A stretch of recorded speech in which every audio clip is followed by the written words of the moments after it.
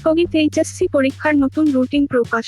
সরকারি চাকরিতে কোটা সংস্কার দাবির আন্দোলনকে ঘিরে উদ্ভূত পরিস্থিতিতে স্থগিত হওয়া এইচএসসি ও সমমানের পরীক্ষাগুলোর নতুন রুটিন প্রকাশ করা হয়েছে। নতুন সূচি অনুযায়ী 11 আগস্ট থেকে 8 সেপ্টেম্বর স্থগিত হওয়া লিখিত পরীক্ষাগুলো অনুষ্ঠিত হবে। লিখিত শেষে ব্যবহারিক পরীক্ষা শুরু হবে। আজ বৃহস্পতিবার 1 জুলাই ঢাকা মাধ্যমিক ও উচ্চ মাধ্যমিক শিক্ষা বোর্ড এ সময়সূচি প্রকাশ করে। আগামী 11 আগস্ট ভূগোল তত্ত্বীয় দ্বিতীয় পত্রের পরীক্ষা অনুষ্ঠিত হবে সকাল 10টা থেকে বেলা 1টা পর্যন্ত। একই দিনে বিকেল 2টা থেকে 5টা পর্যন্ত অনুষ্ঠিত হবে উচ্চাঙ্গ সঙ্গীত তত্ত্বীয় দ্বিতীয় পত্র, আরবি দ্বিতীয় পত্র ও পালির দ্বিতীয় পত্রের পরীক্ষা। এর আগে এ বিষয়ে আজ আন্তঃশিক্ষা বোর্ড সমন্বয় কমিটির নির্দেশনায় বলা হয়, 4 আগস্ট থেকে অনুষ্ঠেয় সব শিক্ষা বোর্ডের এইচএসসি পরীক্ষাগুলো স্থগিত করা হলো।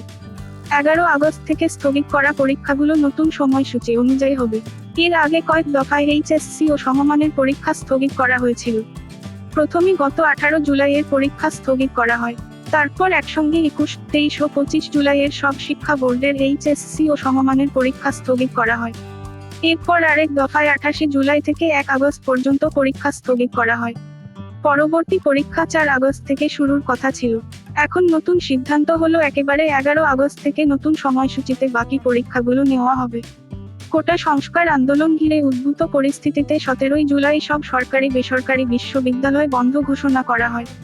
এছাড়া শিক্ষা মন্ত্রণালয়ের আওতাধীন মাধ্যমিক ও উচ্চ মাধ্যমিক পর্যায়ের সব শিক্ষা প্রতিষ্ঠান, স্কুল, কলেজ, মাদ্রাসা ও কারিগরি প্রতিষ্ঠান, পলিটেকনিক ইনস্টিটিউট ও সিটি কর্পোরেশন এলাকার সব প্রাথমিক বিদ্যালয়ে পরবর্তী নির্দেশ না দেওয়া পর্যন্ত শ্রেণী কার্যক্রম বন্ধ রয়েছে।